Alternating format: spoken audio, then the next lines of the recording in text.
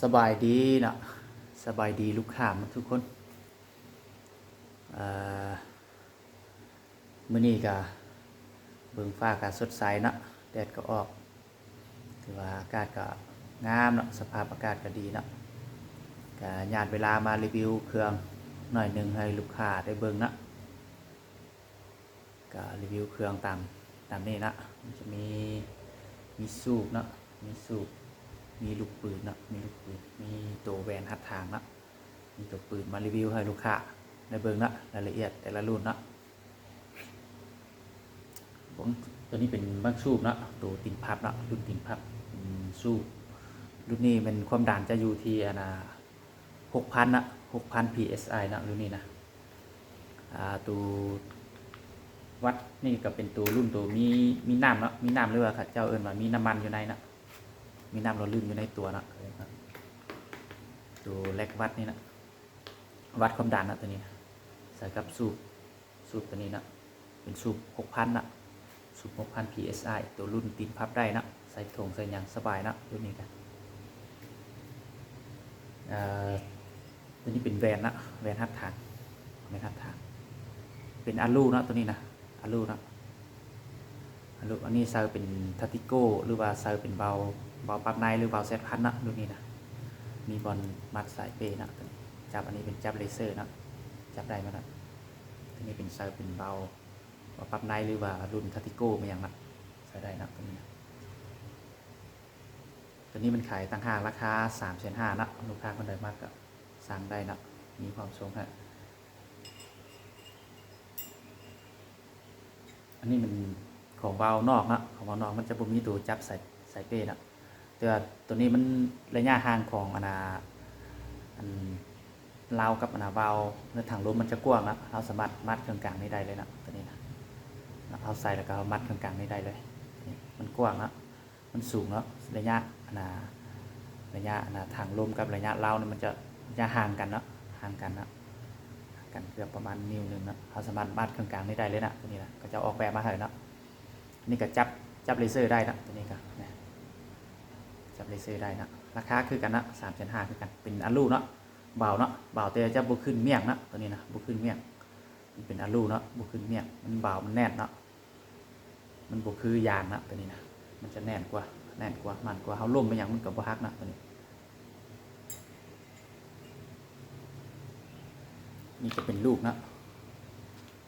ลูกจากโรงงานโดยตรงนะตัวนี้นะลูกงามๆเนาะงามเลยเนาะจากโรงงานโดยตรงเนาะกับ300ลูกเนาะกับ300ลูกราคามัน1,500,000เนาะ1,500,000ขนาด 5.52 กับมี 5.54 กับมีเนาะแล้วแต่ลูกค้ามากเนาะก้นหนาดีนะตัวนี้นะลูกปืนมันหนาดีนะก็เป็นซินดีนะอันนี้นะมาจากโรงงานโดยตรงเลยตัวนี้นะใส่ดีนะตัวนี้รับประกันลูกกับมีนะแวนกับมีสูบกับมีนะสูบแต่กับส่วนไหลกับโบคอยได้ขายย่อยนะแต่ว่าถ้าลูกค้าเขาไหนมากก็ขายคือกันนะแล้วมาต่อกับตัวปืนนะอันนี้เป็น MC นะตัวนี้นะ MC เป็น MC เป็นเบาปั๊บนอกนะตัวนี้เบาปั๊บนอกแล้วก็ทางเป็นทางอลูเนาะขนาดเป็น 0.42 เนาะ 0.42 ลิตรท้ายเป็นท้ายน้อยท้ายพับเนาะตัวนี้นะท้ายน้อยท้ายพับท้ายตัวนี้เบาเนาะตัวนี้นะแน่นและเบาเนาะท้ายน้อยตัวนี้นะกล้องเป็นกล้องDiscovery เนาะ3/12คูณ42เราเป็นเรา TK ฮ่องกงยาว50 เซนนะเก็บเสียงเป็นGentex สีฟ้านะเก็บเสียงเป็นGentex สีฟ้าใส่ดีนะนี่ราคาก็คือรีวิวแต่ละเทื่อนะ6,800,000นะ6,800,000ได้กล้องซูปเนาะได้ซูปได้ลูกกับหนึ่งนะแล้วก็ได้ซูเปอร์ลิงนะอันนั้นเป็นซูเปอร์ลิงนะตัวโถงนะเห็นบ่ค่อยมัดนะตรงนี้นะเป็น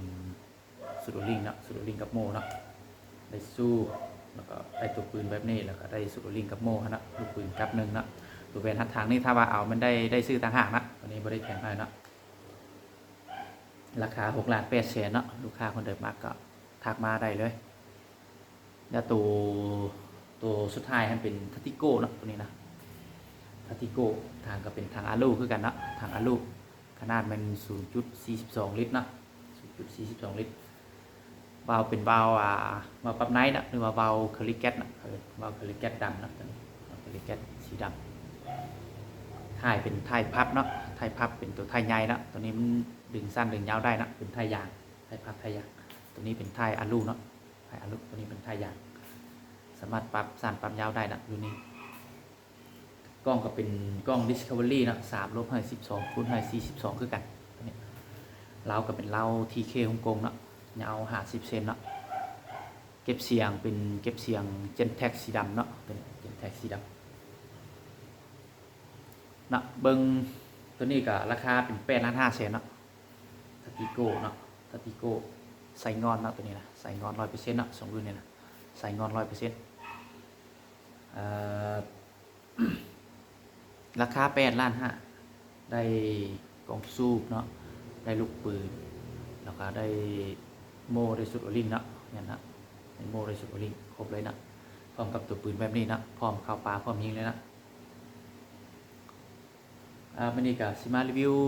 ย่อๆแบบนี้นะรีวิวน้อยหนึงย่อๆแบบนี้ให้ลูกค้าทุกคนได้เบิ่งนะเป็นแนวทางนะเอาไว้เป็นโอกาสหน้าก็สิมารีวิวให้เบิ่งอีกเป็นลูกค้าสนใจแบบใดก็ทักมาถามได้นะ